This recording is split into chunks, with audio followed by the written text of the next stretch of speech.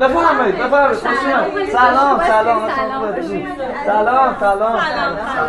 حال شما قربان شما تموم شده؟ بله. با چه خونه قشنگی دارین، چقدر انرژیش مثبته. عباس جان یه لحظه میای. عباس جان نه قند داریم نه شکر، چیکار کنیم؟ خب یه کاریش میکنم، تو چایی بریز. چیکار میخوای کنی؟ تو بریز کاری نمیشه با من، فقط بریز بیا. باشه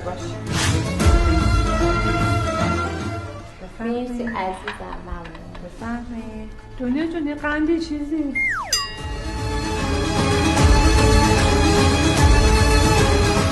مثلا اینو چایه با چی بخورن؟ الان درستش میکنم.